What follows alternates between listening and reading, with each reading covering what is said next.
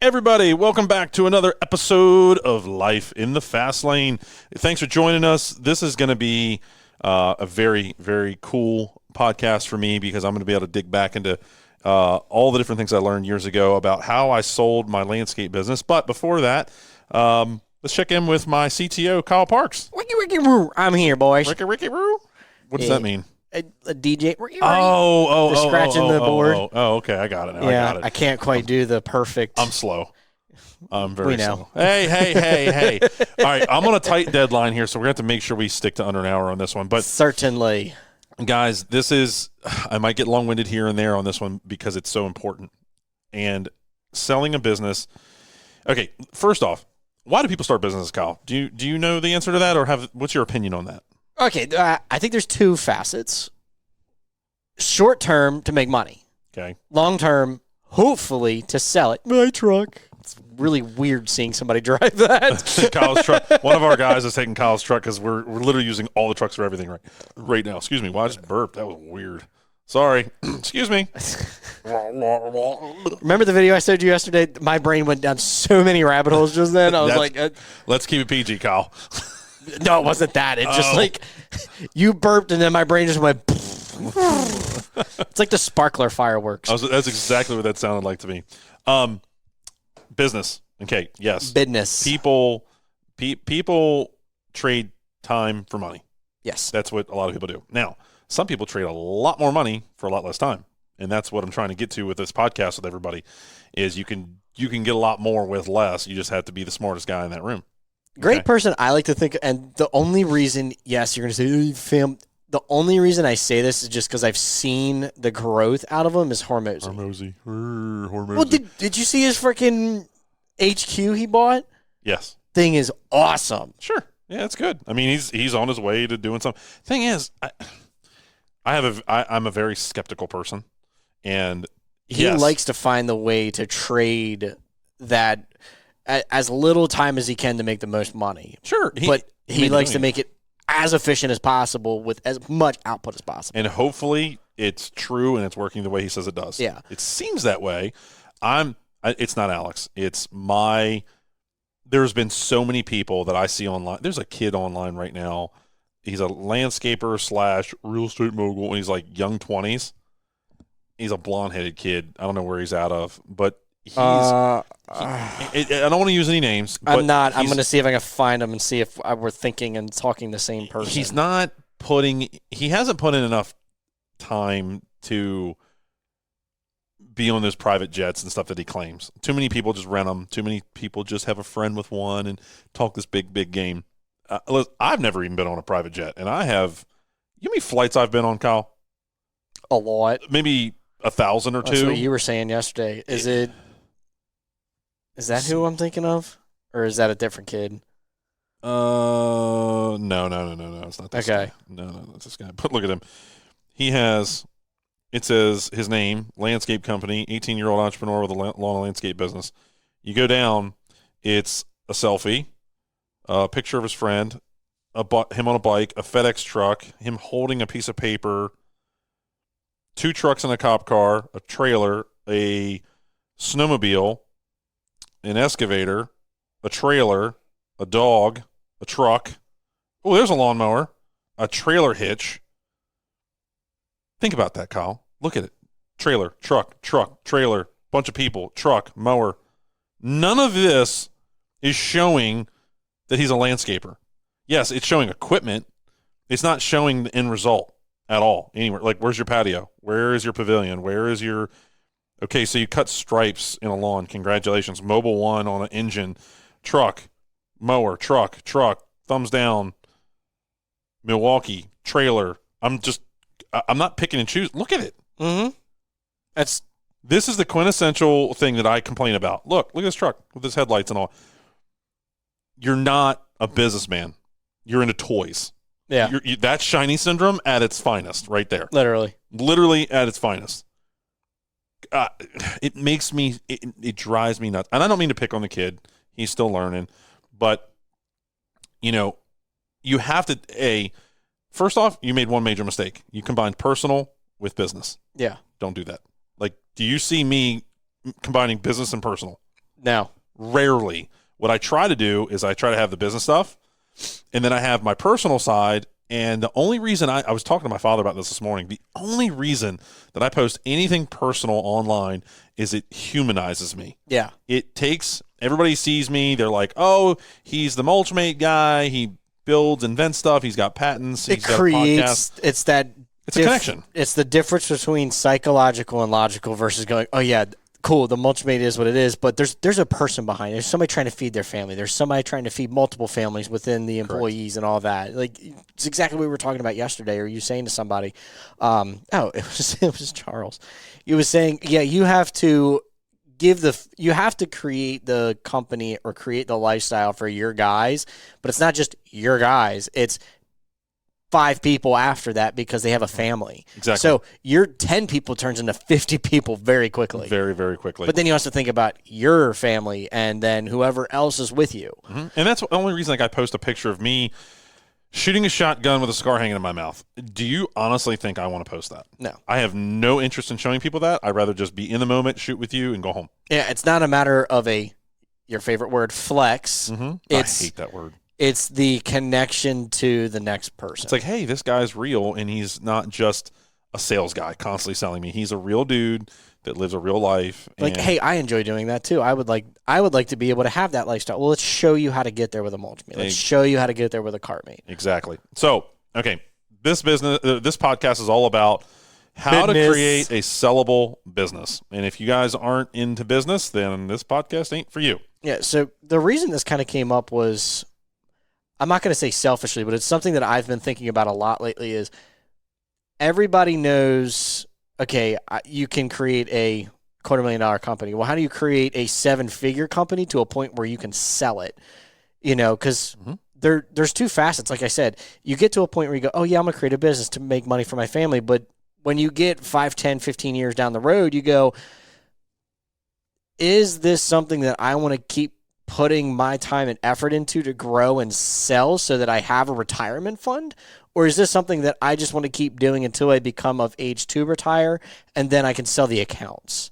Because there's 2 ways to look at it. And you took it to a point where you went 7 figures plus and sold it to start a new venture. Yep. So how did you get there? What are the things that buyers look for? And, ultimately, at what point in your life did you go, okay, I'm going to create this thing to sell it? Okay, so there's 2 ways of looking at it, like you said. Basic, one is a cash generator. Yeah. And then one is an asset. Yeah, a bank versus a massive lump sum. Right. So I'll give you, for instance. ATM. I didn't mean a bank. I know. I knew what you meant. You can either create a business that creates cash. And what that does is you've just created a job. Yeah. Right? So unless you're there or your team is there, all it will ever do is just create an income, which is great, but it forces that entity to be turned on constantly.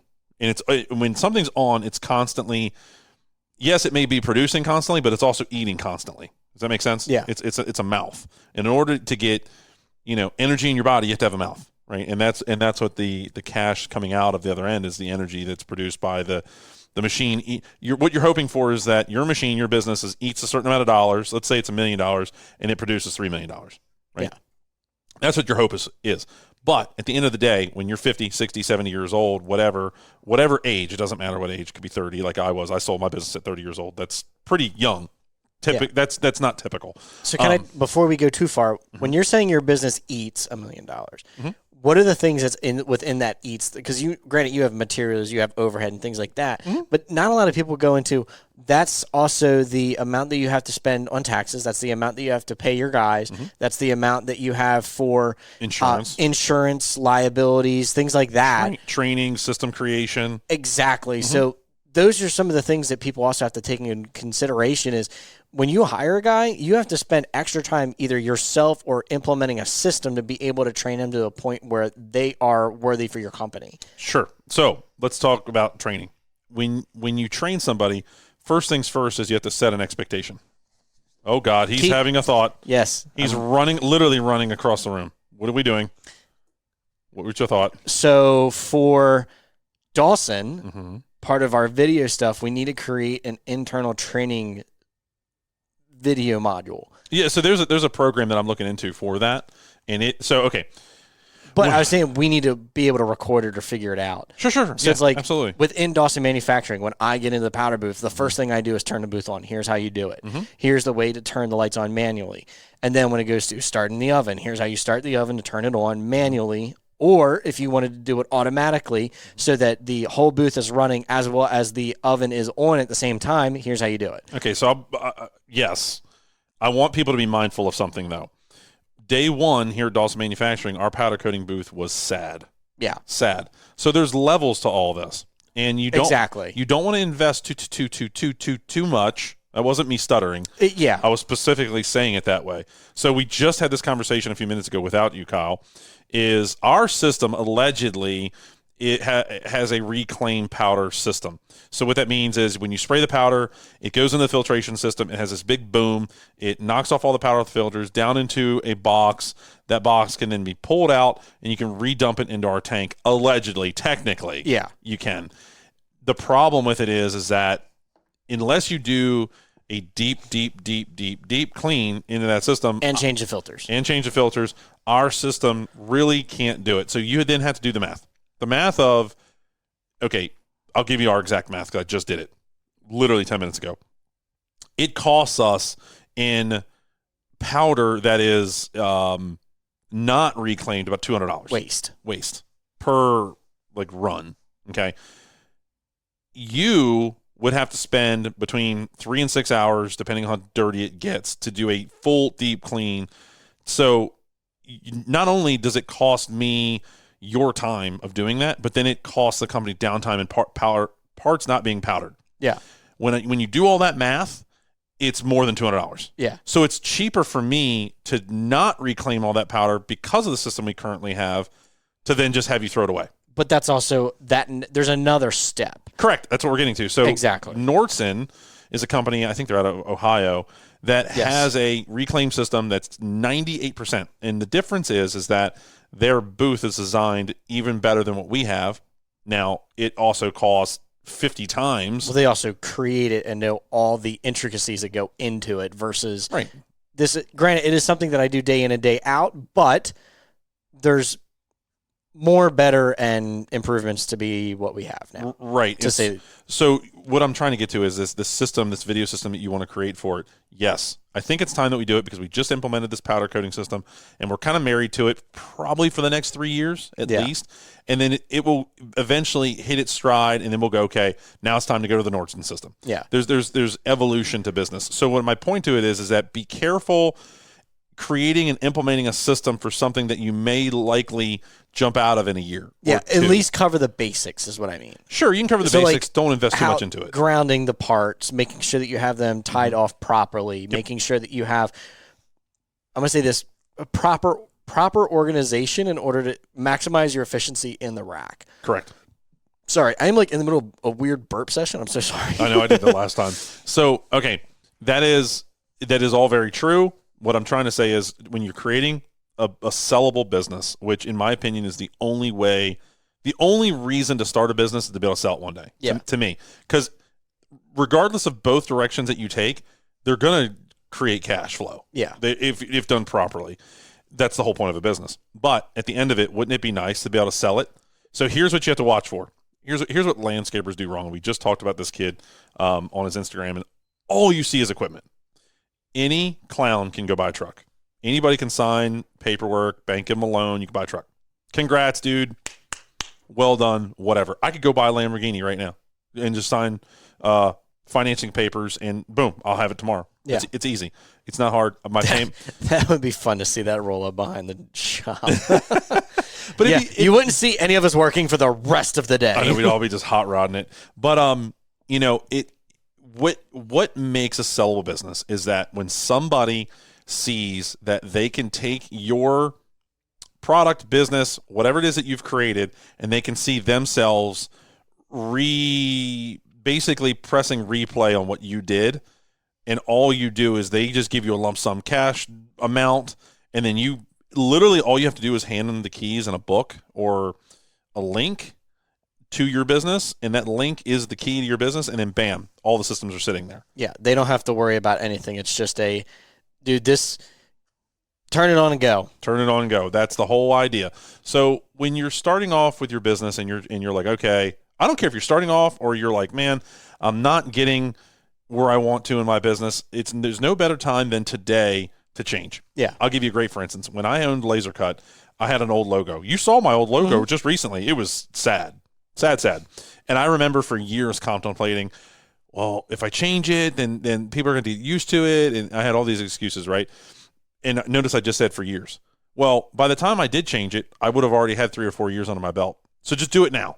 Just make the decision, jump, because before you know it, 3 or 4 or 5 years will pass, and everybody will be used to it, and you'll be way better off. Yeah. Do you think there's a time where people have to detach emotionally because they're like, oh, yeah, this is my baby. This is something that I've created? Mm-hmm. Yeah, stop thinking of it as your baby. How do you go about that? It's not your baby. It's not. There's no DNA. There's no nothing there. Like, I look at Laser Cut, my old company.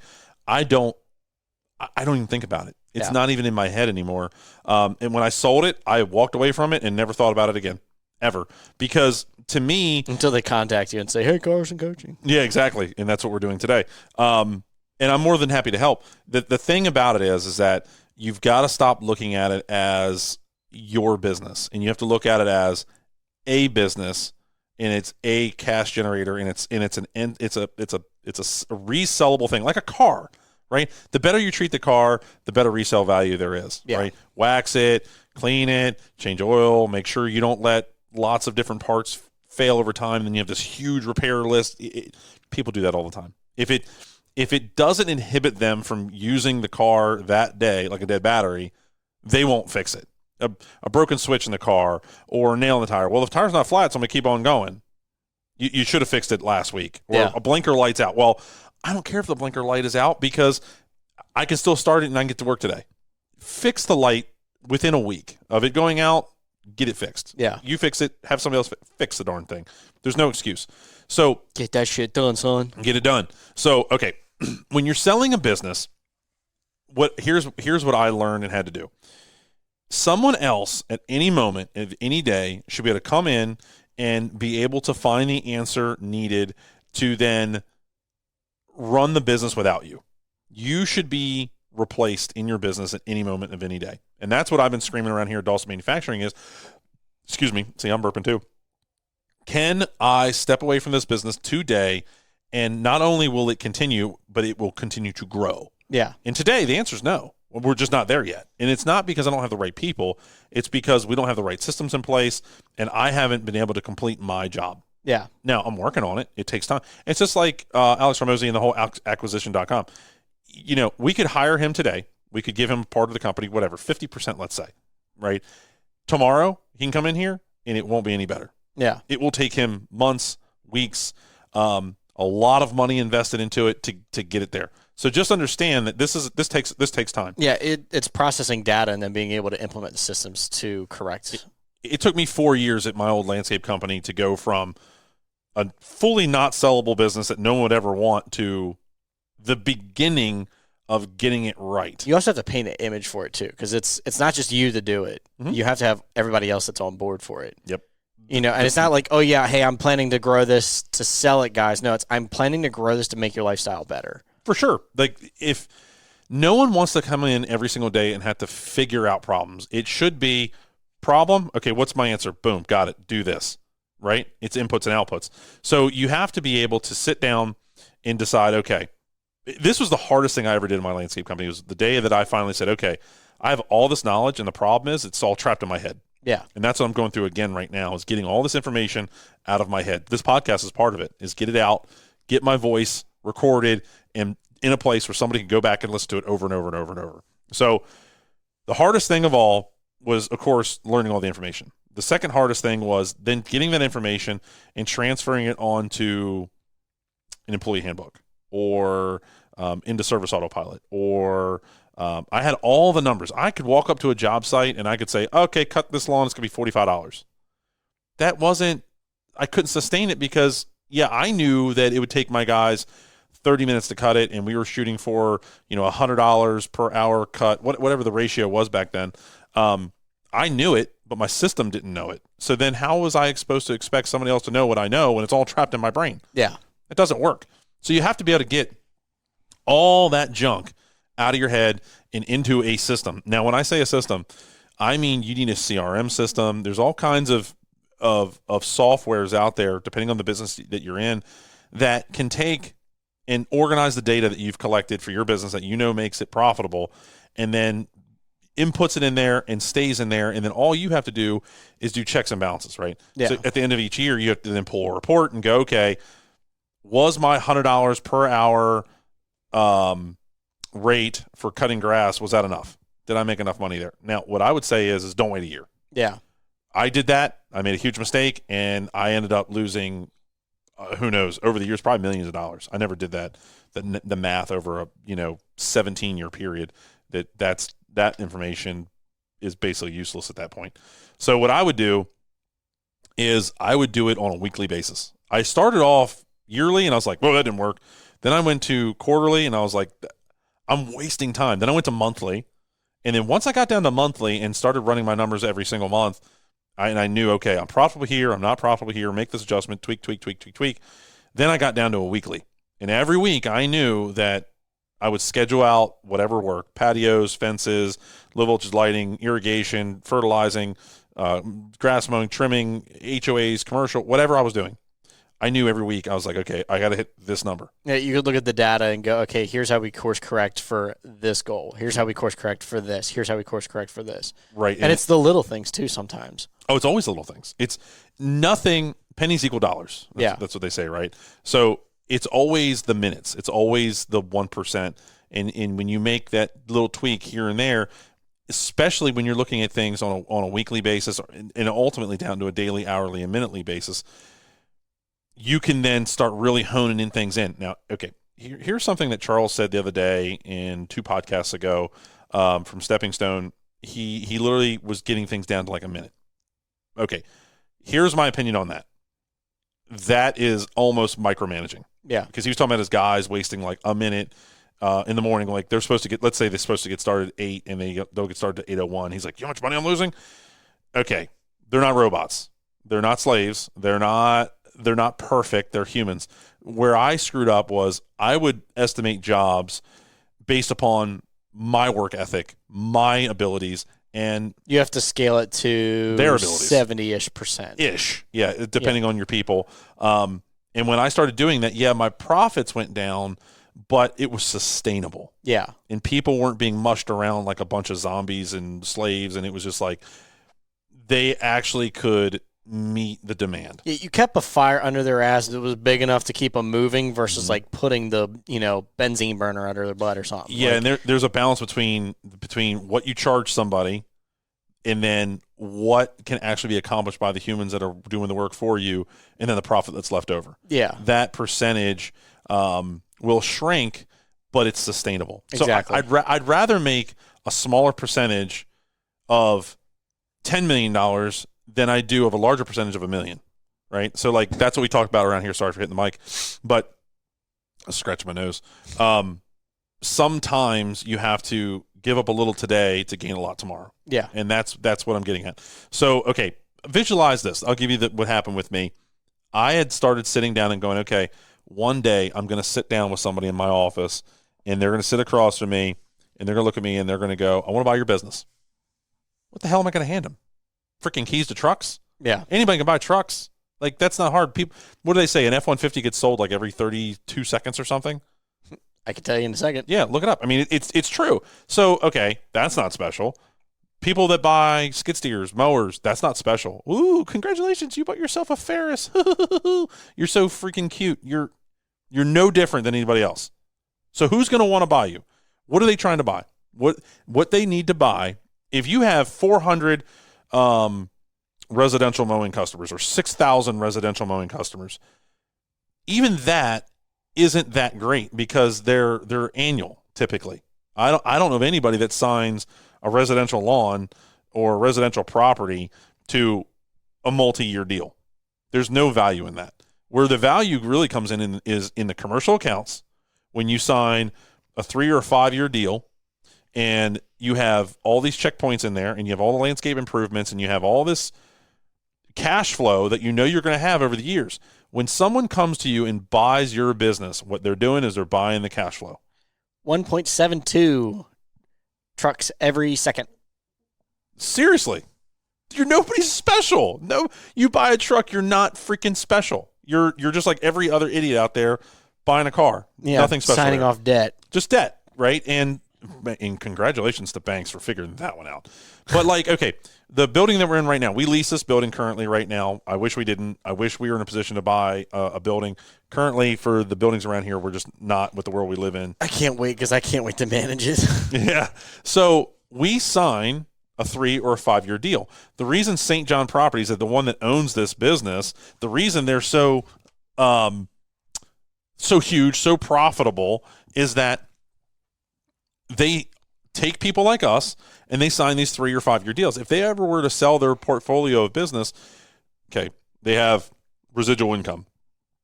That's number one. Number two, it's locked in. I mean, it's locked. Okay. Yes, can you get out of a contract? Sure, but typically, unless somebody's really faulting on that contract, that agreement, they typically, they'll hold up unless somebody's really doing something wrong. So like when I sold my company, here's what I had. I think it was like 48 commercial contracts. Each one of them typically was 3 year on average. Some were 2, some were 5, but on average it was 3. Those contracts equaled X amount of dollars. And then what I did was I backed those up with a bunch of residential customers. The reason I backed them up with those was because when one would slow down, the other one would pick up. Or when employee number 17 would quit, not show up, have a baby, get sick, whatever the case whatever the case was, I could then pull for another crew and then keep things moving. And that's why I had it balanced the way I did. So when residential is typically slow for landscapers, typically for our region with our business, the way we handle things, residential was typically slow until April. That meant all the commercial stuff I did would That's from December till April, right? Or was it? So Q1, there was nothing. So I'm just trying to get, you said till April, so I'm just saying from from January to April, residential, it wasn't much going on. It was dead. It's dead. Now there's some things you can do, patios and pavilions and lighting and stuff like that you can do, but there's not a lot of that going on. Yeah, there's no maintenance per se. And I was maintenance heavy just because it never goes away. Yeah. I don't care if Brightview Landscapes, $4.5 billion landscape company, biggest one in the world. I don't care if they go to business; the jobs are still there. Yeah. They just traverse to another business, right? They just move. So what I would do is I would have all my commercial stuff jammed in that Q1 sector, get all of it done there. Those people were super happy. We're on those job sites, which meant our logo was in front of those people. Those people have cousins, nephews, uncles, aunts, friends that then go home to their single-family homes or wherever, and they see our stuff, and then that drags us into their communities. Yeah, there's a power of 10. Right. It's one person knows 10 people know 100, 100 people know 1,000. It just keeps going exponentially. Right. So those communities that we had, we would, whether they're communities, HOAs, condos, right, there could be all kinds of different stuff. Those were not super, the profit percentage on those wasn't huge for like the maintenance side, but they were huge when it came to snow, landscape improvements. And then what that was just a huge stationary billboard for my company. And so people would see that, and then they'd be like, well, hey, can you do this? And then can you do that? And then it would just continue because our work was so good. And so when it comes to selling a business, you're selling the brand, which you can't buy. You have to grow it. You have to earn that one. You're selling your signed, locked in, typically it's commercial contracts that is residual income. That company knows that when, say I were to come buy your business, I know that those contracts are worth a certain dollar figure, period. And I'm going to get that monthly income. As soon as I write you that, say, $1 million check, I'm going to start getting back $28,000, $58,000, pick a number, every single month. Yeah. Whatever the number is. The money's coming in already because of that. Right out of the gate. And that's why that's such the model that I went after, and that's what I believe is a good sell business. It's kind of like owning a gym. people sign up and they have a monthly subscription basically to your facility. They come in and use your equipment. The equipment costs you X amount of dollars per month. You hope that you sign enough people that it covers those costs plus all your employment, overhead, whatever that is, plus a percentage. Yeah, gyms are actually really good about this, and it's crappy to think about, but Gold's Gym, they make you sign a contract, and the only way that you can terminate the contract is by going into the gym, and most people don't go into the gym because they feel intimidated to go into the gym to cancel it, so they just let it run. That's the same with car washes. Yeah. Car washes make you come in to cancel it. They won't let you do it over the phone. Yeah. Because people hide behind computer keyboards and phones and all that because they're just scared. And that's unfortunate. They need to grow a set, But when it comes to selling a business, that is what a person that buys a business, that's what they're looking at, right? So like take Mulchmate, for instance. The reason Mulchmate is valued at a very, very large number is because I have utility patents in place and nobody in the world can take it from me. That is where I know that if someone were to come in to buy us, they can take our 8-figure business and then they know, okay, this company has grown by X amount of percentages every single year. So there's a trend to follow. There's data, right? They're locked in. They own the rights to the patents. They have the design in-house. All of it is theirs. There's not a single company in the world that we give all of our models to. We spread them out to protect ourselves. Yeah. So there's somebody in Pennsylvania that has this model, and somebody in Virginia has this model, and somebody in China has this model, and somebody in the UK has this model. No one person except for us in this building has that, right? There's no job shop that builds it for us. So we're insulated, we're protected. And so when someone comes to buy us, we can say, okay, here's our patents, here's our revenues, here's our percentage that we make, this is how much we're growing. So by the time the end of this patent runs out, as long as you just follow what we're doing and deliver to the customers like we've been doing, you should be able to make $200 million. And that's how you price and structure that business. Yeah. So when it comes to your landscape business, your gym, your whatever, you've got to be able to put contracts in place that lock you in to then for someone else to come in and feel secure and safe in something that can't be purchased. Yeah, that goes back to our recent podcast is making sure that you have the certainty. Yes. You want to be able to have the certainty that when you buy this, it's going to produce the revenue for you. Creating a guarantee. Yes. That's what we've done here at Dawson Manufacturing. I guarantee the Mulchmate works. I guarantee you I can support it. I guarantee you I have parts on the shelf. I guarantee you I can ship it to you the next day. I guarantee you that the phone will be answered. I guarantee you will return emails in a certain period of time. And there's no other company in the world that can copy us because I own however many patents to protect us. Yeah. I'm guaranteed. You're not just buying a product. You're buying a guarantee. The guarantee, right? So when the Mulchmate guarantee. The Mulchmate guarantee, right? So that's why I say Mulchmate. So that's why we partner who we partner with, and we have all those systems and structure in place. So when you're trying to sell your landscape company, you got to have a good brand, and that's not something you can buy. You got to work on it. You got to spend the advertising dollars, whether it's spending on Fiverr to have it created several different ways, and it can be placed in different ways. Logos on trucks, logos, SEO, logos on Facebook, Instagram, any kind of social media platform, flyers, magazines, home goods shows, networking events like a BNI or something along those lines. You're constantly showing up. Your business cards at gas stations, your business cards on the little cork boards at Tractor Supply, wherever you go, it's constantly in people's faces, and it becomes this recognizable thing. And somebody is going to purchase that comfortable feeling you get when you see the Laser Cut logo, the Dawson Manufacturing logo. That is an intangible thing that somebody can't just go buy. I can't just buy that immediately. You can sell it once you've grown it to that spot, and that's why branding is so important. So that's also what you're buying. Also, insurance. Like any Yahoo can go out and buy insurance. Yeah. Not insurance company, but like your landscape company, Kyle. You can go out and you can go to Erie, Geico. Yeah, your general liabilities. Like you can just buy that anywhere. Like, so starting a company, like say landscape company, right? Buy a tractor, buy a truck, buy a trailer, buy insurance, buy a business card. Okay, there you go. You've created a job. You just created a job. Thank you. Right? And so how do you transfer that into being a sellable business? This is how you do it.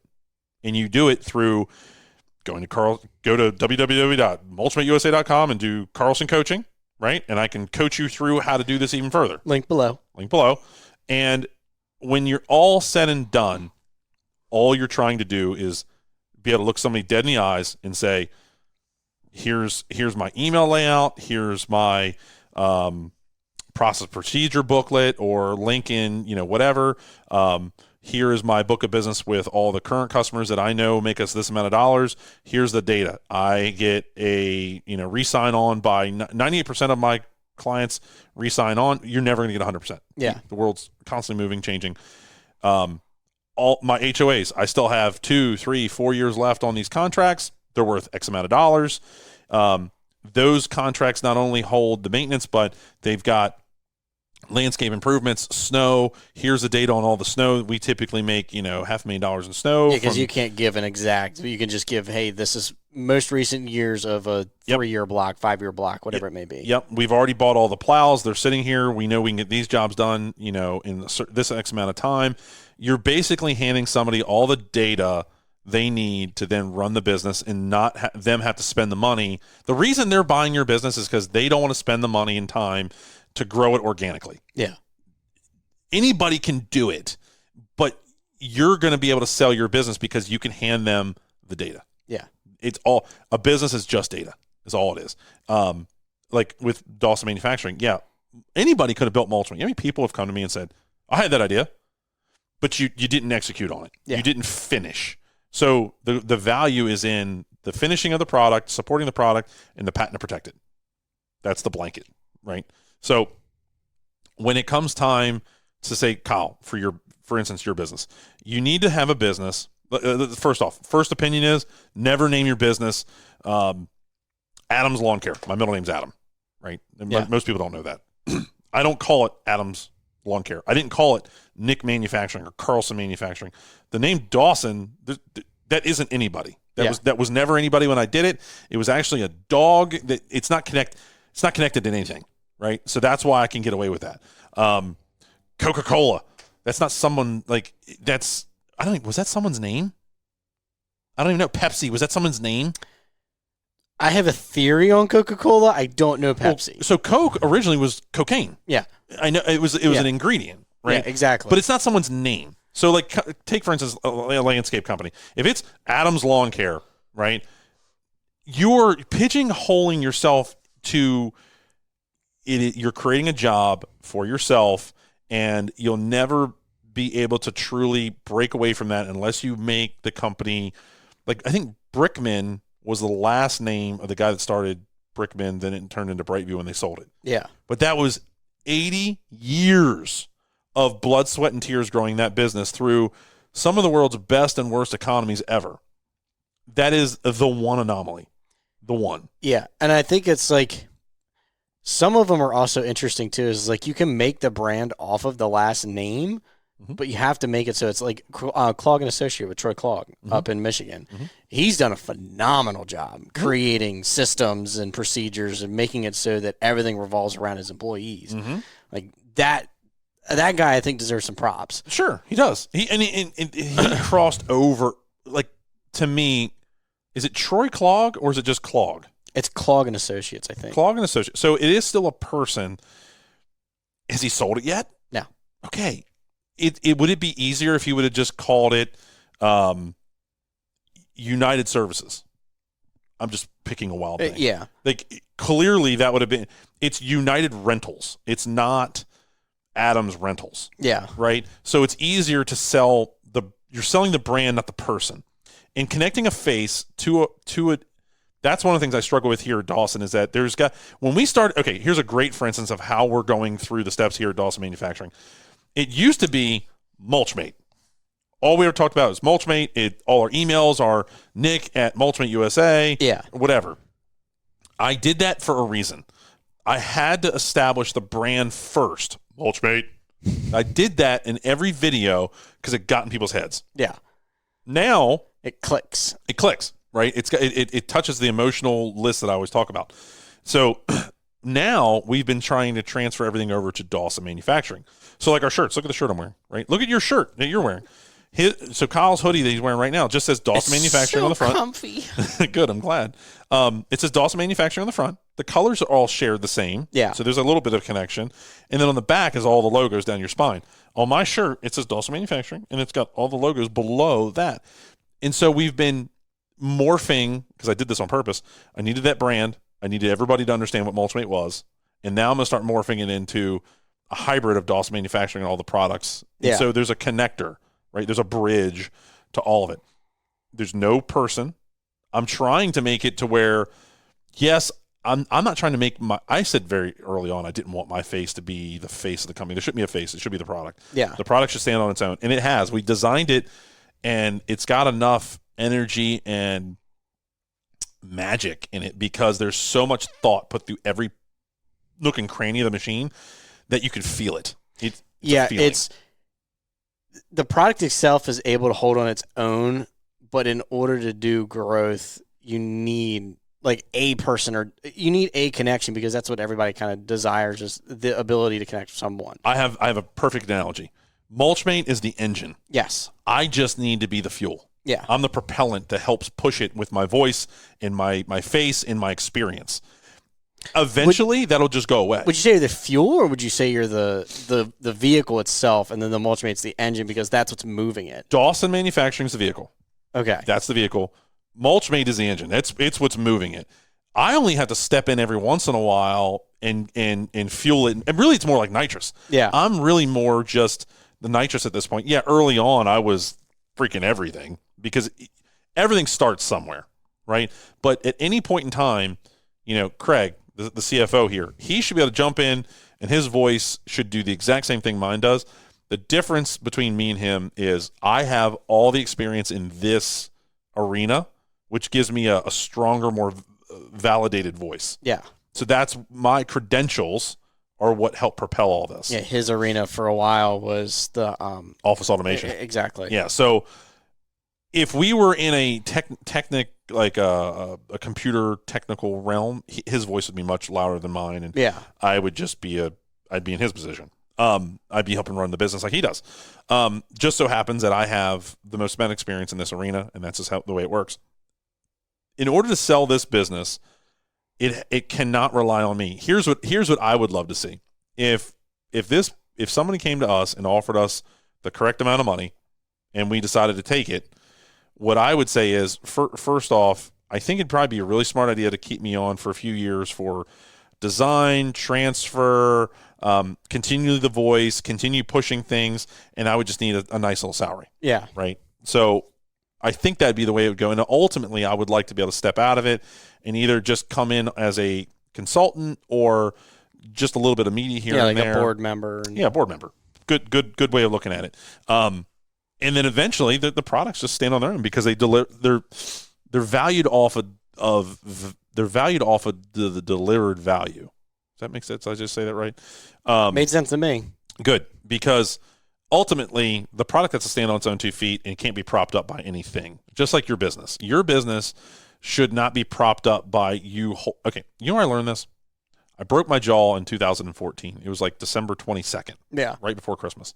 And I had learned that I was propping up my business and my people so much that it couldn't run on its own. And I was like, oh, crap. The weight on me is way, way, way, way too heavy. I was noticing that with Charles the other day. He's got a lot of weight on. And I was trying to explain to him, dude, hang on, just keep pushing these systems. Ultimately, you should get bored because that means everybody's doing everything for you and you're not running around like chicken with your head cut off. Too many people think busy is productive. Yeah, you need to make it to a point where you're not getting the phone calls. All you're doing is just checking data charts. Exactly. Just watching the numbers and going, okay, where are we losing efficiency? I just had this conversation with our guys a little while ago about how I was watching you powder, and it has nothing to do with you, but you were shooting the powder coating, and in my head I'm going, look at all the powder that's going past the part. Oh my God, we need to turn that down. Why is that? And his thought is, well, it's faster, and you'll miss less spots. Well, you miss spots because you're not being consistent. It should be line up, go over, line down, line up, go, or line over, go up, go over, go down, right? And it should be just a pattern, and it should be just copy, repeat. And he's like, well, what if he misses stuff? Well, he's missing stuff now, not per se you, but you could. Yeah. I don't care how much powder comes out of it. If you don't aim it right, it doesn't hit the part. Well, that's the other thing too. Is like I was telling Sam I think the gun's up a little too high right now, and I said that. But when I noticed it because I was doing small parts, and I had way too much coverage on it, and I was going as even as I possibly could, but it came out like sometimes, depending on the color, it shoots out this weird burst when you start clicking the gun again because it's just blowing out hard. Yep. And it does it every once in a while. I must have shut the gun off because I think I was talking to you, and I had shut the gun off, but when I restarted it, those two parts were the areas that I had restarted on powder, and they just came out heavy. And that's gonna okay. I know how to paint cars. Yeah, like I can do all that. And what we always did was away from the part is when you start to spray. And then you start the spray, let it get its little junk out of its system because it's going to do it. It's going to splatter, if you will. Yeah. And then you go, psh, and then you move. So you initially start off the part, you come across it, and you're done. Yeah. And then you turn it off, and then you hit it again, and then come across it again. You don't just hold the trigger and just spray all over it, right? There's no pattern. There's no rhyme or reason. Yeah. Everything should have a rhyme and a reason. You know, if 1 + 1 = 2. Right? There's it's math. Everything actually acts that way. Yeah. It's like computers. Do you know how a computer actually works? Yeah. What does it read? It's zeros and ones. It's a binary system. That's it. It's zeros and ones. And that's everything. Everything works that way. It's inputs and outputs, right? Your muscles in your arm. How does it work? Just sends a signal. It's an electrical signal. A pulse. It's a pulse. And your brain goes, pulse. Well, it's like our conversation yesterday with your dad. What is electricity? Correct. You know, it is a energy source that creates a on-off. That's it. That's all it really is. The energy is the on, and then when it's off, it's off. It's off. So that's all energy is. It's turning shit on and off. Yeah, it's a directed source of power. That's it. In order to generate a output. Correct. There's his answer. Yeah, I told him that. Yeah, but he was like, "Oh no, it's to create a motor."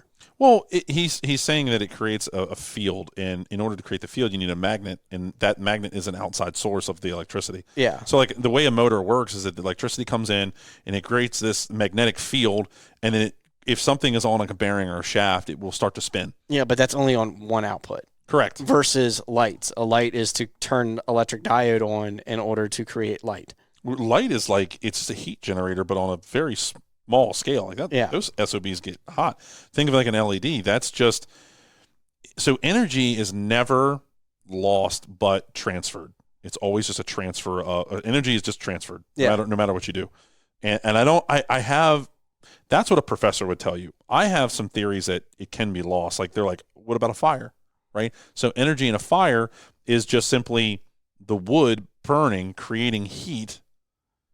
But then where's the heat go? It just goes up in the atmosphere, creating smoke. Yeah, but it's not lost. It's just it's a transfer of energy, but since that void is so massive, think about if you had a weather balloon versus a regular balloon. Mm-hmm. If you personally are trying to blow that weather balloon up, you're going to be fucking dead by the time you get it inflated. It'll never happen. But you can blow up a small balloon very quickly. It's the same thing. It's like the atmosphere is a massive balloon, and as the fire goes, it's essentially just putting the heat into the atmosphere, but it's a massive system. So I guess it's just going up there, then it helps create a cloud or diminish a cloud. I don't know what the heat would actually do up there, but it's going up and doing something. Yeah, boards transfer. It doesn't, because as things rise, it cools. Right. So it's transferred from heat to cold. Right. So then it's just it's a change of thermodynamics at that point. So so back to like the business side of things, it's all inputs and outputs, and what you're trying to do is you're trying to input data into a system, and it's that is retaining the data that then you can just hand to somebody and say, here is the numbers,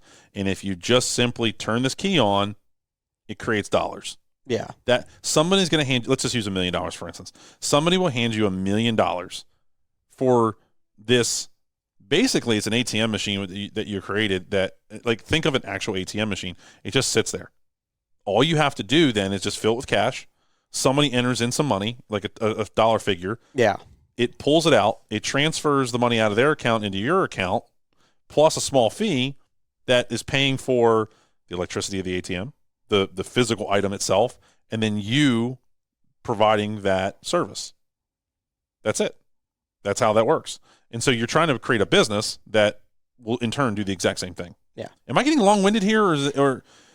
No, we're just going in circles at this point because it's the same principle, different application. So okay, let's use your that's what it is. Let's use your business for instance. Are you trying to create a sellable business, or are you just trying to create an ATM machine? Currently, short-term ATM, long-term sellable. So, I'd like to make it so that I have systems in place in order to be able to grow it so that come 10 years from now, I'm still able to have the position here at Dawson, but know that that's something I can check in on the weekly basis kind of thing. Is just once a week I can check in how this is going, and then it's creating an automated source of income. But then someone comes to me at a certain point and says, hey, I'd like to buy this. They're coming to me, not someone else. So why not just start today and make it a sellable business? Why not work towards that right now? Well, that's what the plan is that right now it's not the sellable business. So I'm thinking short term, I know what it's going to be is the next couple of years it's an ATM. Are you going to start today, or have you already started saying? Yes, that is the plan. I am. Because I don't want it to be Scarlet Oak landscaping. I want it to be property maintenance. I want to be able to make sure that your four corners, that's what we're going to focus on. Mm-hmm. I don't want to get in hardscaping. I don't want the company to get into anything else. Granted, it's other sources of income, but it's too much headache. Well, let me ask you this. Would it be smart to call it like Scarlet Oak Enterprises? Because what if you never wanted to get into those things, like you just said, but what if the person that bought you did? And then because what if they had other arms of their business and they were like, we do patios, we do fences, we do decks, we do home improvements, but we want a landscape company. Yeah. What if you just called it Scarlet Oak Enterprises, and then that allowed them to expand it, and you've already done all the legwork for them from the get-go? Yeah. Think about it, right? That's a thought process I'm trying to get everybody to understand. If you're trying to call your company, like my original company was called Laser Cut Lawn Care. Yeah. It pigeonholed me so tightly into that no one thought I provided any other service than that. Yeah. The problem... You first, then I'll go. The problem with calling something blah, blah, blah Enterprises is that the name typically has no indication of what you actually do. It could be DBS Enterprises. It could be Dawson, Billy Bob, and Sam, right? DBS. But Enterprises, but that doesn't say that you do property maintenance or whatever. So you have to be very careful how you do that, because then your marketing has to take, if you call it Scarlet Oak Enterprises, no one knows by that what it is. Yeah. So then you have to rely on your marketing to explain that. Yeah. And that makes people think, which is a harder nut to crack. Yeah. So the other thing too is my head is if I keep it as niche as possible, I'm not trying to hyperextend myself, because that's the one thing I noticed when I was running everything full time is anything that came on, I wanted to try doing so that I had the experience of doing it versus just saying no and going, wow, that was just lost money. I could have had it. I don't know if you would explain this, but I was listening to somebody, they were saying they had it was a construction company or a roofing company, sorry. Mm-hmm. But when they were at the person's property, they were like, oh yeah, we'll do the addition to your house. We'll do this. We'll do that. We'll do and he kept doing it. But he was losing so much money to having somebody else do it because they have the experience versus learning that he essentially hurt himself versus making all the money out of roofing because he has the expertise and the ability to do it, and he doesn't have to generate other energy to go to running all this other stuff. I don't know. I hope that made sense. So what you're basically saying is that if you're dialed in on roofing, then leave that entity alone and let that thing make as much money as possible and grow it. Because there was a guy I met out in Michigan a year or two ago, really nice dude. I think he's actually got a decent podcast from what I've heard. I've never listened to it, but I just learned about it. And he's like, man, I got this landscape company. We're making all this money, and it's awesome. And I think I'm going to go ahead and start doing parking lot striping or whatever he told me. Yeah. And I'm like, oh, my God, you're an idiot. Well, it's like when you're going to the gym. I'd rather have better form and less weight than put more weight on and blow my shoulder out. Sure.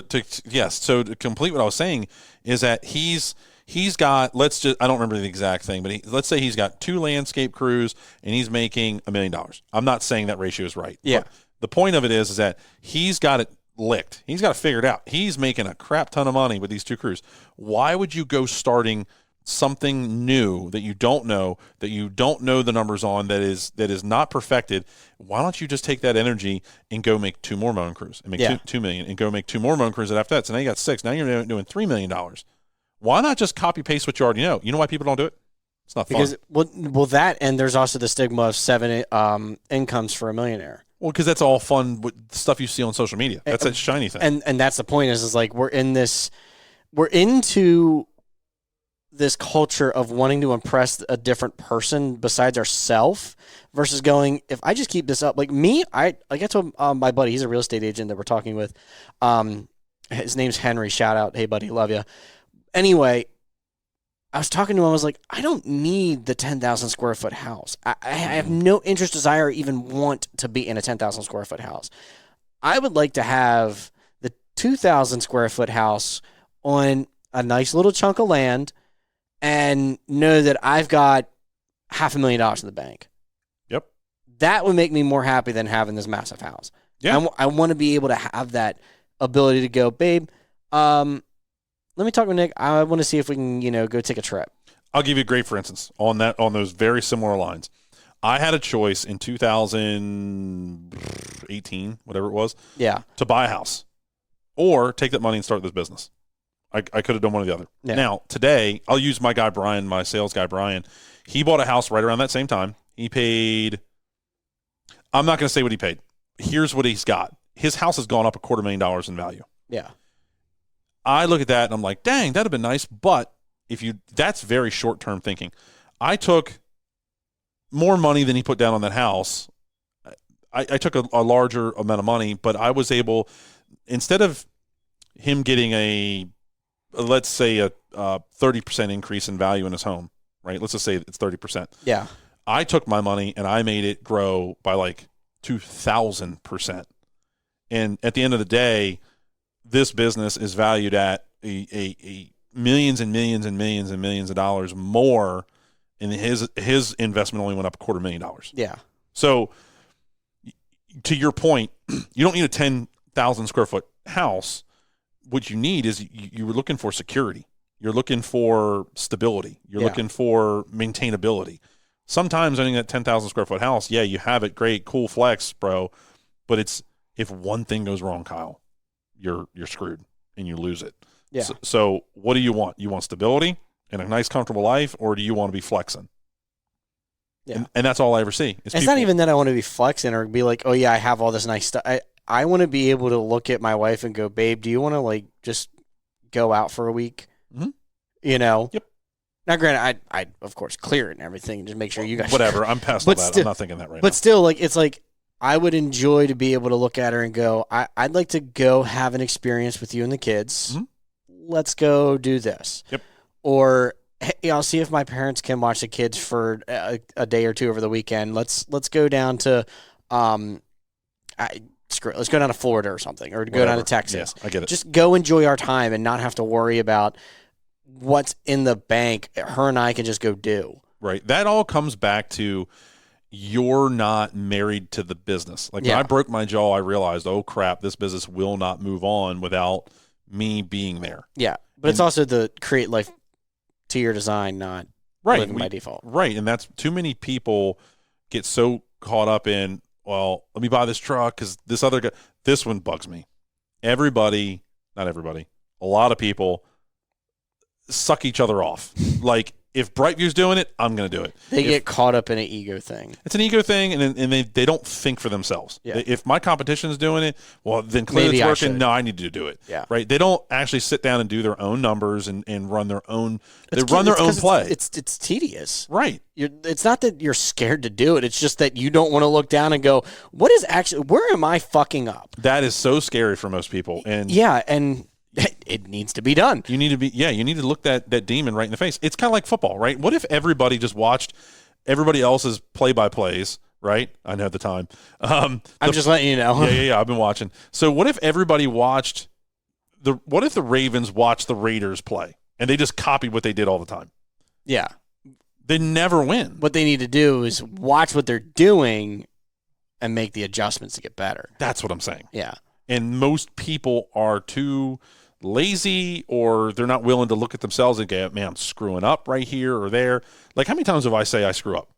It's all the time. Yeah, a decent bit. It's a lot. It's a lot. Like, hey, guys, we're not doing good here. But I also give myself the grace of, like, hey, our powder coating system, it's better than it was, but it's not what I want it to be. Yeah. But this is our bridge. This is going to bridge that gap between now. Just like I said, I want to own our own building, but right now it's not the time. Yeah. This isn't right now. There's steps, and it always takes time. And you're never done. But remember, time and consistency will reap rewards later. Time and consistency of you actually being honest with yourself and making the necessary changes you'll reap the reward. Yeah. Not just standing around going, twiddle my thumbs. It'll happen one day. It's just, it'll happen. One day I'll win the lottery. It doesn't work that way.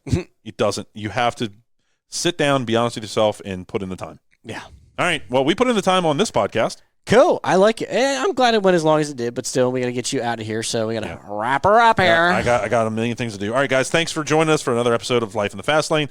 We hope you enjoyed this one. Please join us for the next one. Don't forget to leave us a comment or follow or share with your friends. And don't forget about our Carlson coaching program at mulchmateusa.com, because that's where you'll be able to get a lot of this information that's more tailored for you from me, from my almost 25 years worth of experience, and being able to sell, build, grow businesses, do all that kind of good stuff. Make sure that if you are on YouTube, go check us out, Mulchmate / Dawson MFG. Subscribe to our YouTube channel and any kind of social media platform. If you tinker around with that, come check us out. Oh, yeah. Now, sorry for you Texans for listening to that, because you probably didn't hear any of it. Texans? You spoke way too fast. See, I'm just ready to rock and roll. All right, guys. Have an awesome day. We love you, and we'll catch you in the next one. Don't miss me too much. Mulchmate.